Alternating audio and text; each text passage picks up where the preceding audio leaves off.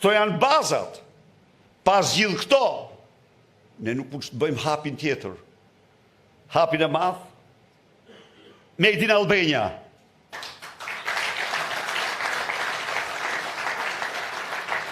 Tani nuk kemi më njerëz të izoluar, po në tërësi kemi patur mundësi të shëtisim, ose të kemi qenë në emigracion, ose të njerëzit tanë, pra e njohim pak a shumë.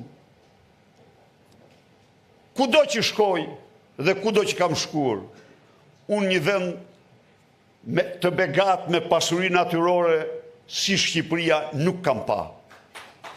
Jo, nuk kam pa.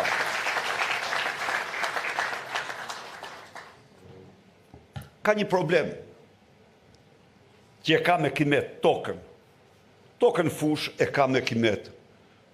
Po Shqipëria toka tjera në kodra dhe male i ka po kaq pjellore. Shqipëria është tokë e bekuar, nuk ka tokë më pjellore. Nda dhe ne do bëjmë gjithçka që prodhimet bujqësor dhe prodhimet të saj, Made in Albania të mbushin dyqanet e Shqipërisë dhe të eksportojnë në botë. Shqipëria ka rezerva botërore, kromi, nikeli, heku nikeli, bakri e të tjerë. Ku janë? Ku janë? Flen, vidhen nga mafja, keq përdorën nga mafja. Një sipërmarrës i suksesshëm. Më dërgoi dje një emision që BBC kishte përgatitur për mirën e kromit që të shfrytëzon. Kromi më i pasur në planet e cilësonte atë krom. Çfarë më thoshte?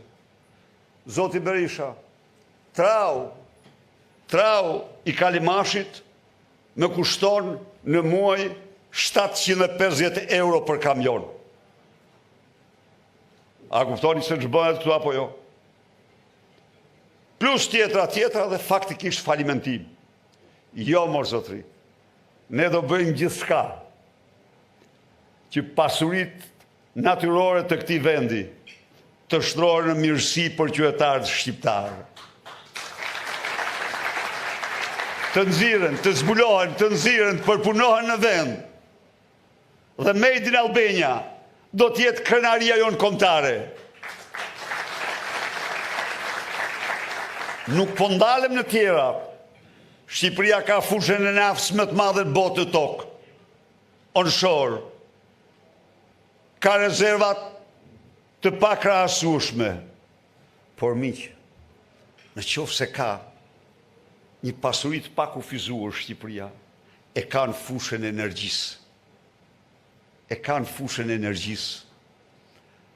Ne jemi vendi me ditët më të shumta dielli në rajon.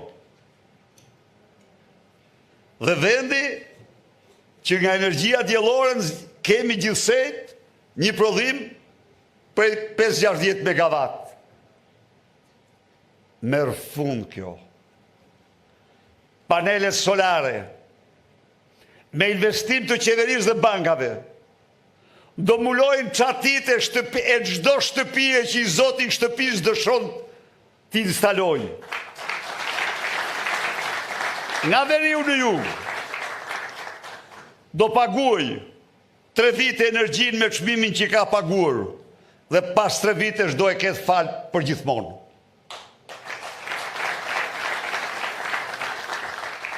Po, ne do bëjmë Shqipërinë superfuqi energjetike në rajon. Kur në vitin 2005 pata deklaruar se 2006 se Shqipëria do bëhet superfuqi e vogël rajonale e energjisë rinovueshme, u tallën. Po tani që Shqipëria është bërë vend eksportues i energjisë rinovueshme, tani nuk tallen dot më. Tani nuk do të them e vogël, do të bëhet superfuqi rajonale energjetike në rajon. Ja u them unë ju këtu, kanë rënë çmimet. Panelet fotovoltaike, çmimet e tyre kanë rënë në mënyrë të ndjeshme shumë, por po kështu dhe turbinat e erës. Ju duhet ta dini se Shqipëria ka platformat më të fuqishme të erës, vetëm rreth i Pukës, nga Shumëria në Vallën e Des, ka një kapacitet minimal 3200 megawatt. Të studiuar, të gatshëm projektin. Nuk e ka më të vogël te Pelena. Nuk e ka më të vogël. Kurrizi i Karaburunit është platformë e erës më të fuqishme të Europë. Pra, ne do të investojmë, do të ashtrojmë Shqipërinë në një superfuqi rajonale energjetike. Po tapi. Ju duhet ta dini se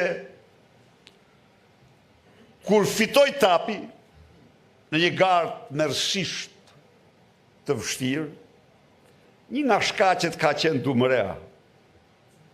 Dumrea me depot e saj natyrale të boshatisura, në të cilat krijohen rezerva gazi për Bashkimin Evropian. Disa miliardëshe. Po, Shqipëria nga tapi në kontratë ka 700 milion metër kub në vit për energji. Do t'i shfrytëzojmë në ato. Do të ndërtojmë tece të fuqishme. Do të gazifikojmë Shqipërinë. Do gazifikojmë Shqipërinë. Shqipëria madhështore kërkon që familjet të kenë një jetë komode. Gazi është komoditet. Gazi është komoditeti i familjeve të vendeve të pasura. Ne e kemi. Ne s'marrim 1 metër kub gaz. Absolutisht. Nga projektet më madhështore tonat do t'jetë gazifikimi i qyteteve dhe gjithë Shqipërisë.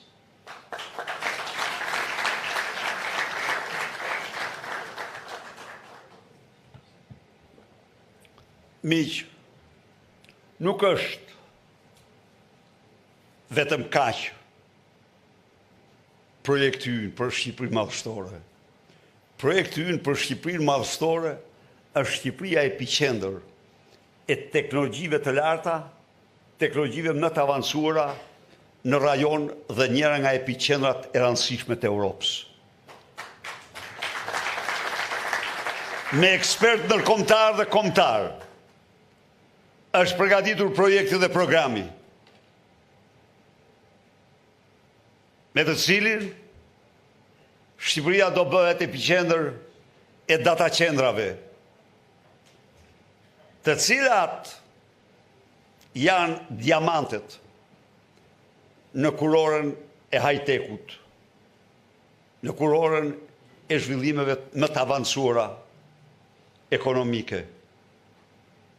Do jetë vendi i inteligjencës artificiale, i internetit 3, i blockchain dhe kriptomonedhave. Pra, në Shqipëri, 10 mijëra vajza djem të shkolluar jashtë vendi, por dhe në Shqipëri, do kenë mundësi të kthehen dhe të punojnë në sektorin më të avancuar të ekonomisë botërore, që është sektori i high-tech-ut. Ky është projekti ynë i Shqipërisë madhështore. Projekt, thash pra, që në pamje të parë të duket pak si një horizont i larg, por projekt që është absolutisht i realizueshëm dhe që ky koalicion me potencialet e jashtëzakonshme që ka do të ashtrojë në mandatin e parë realitet për shqiptarët.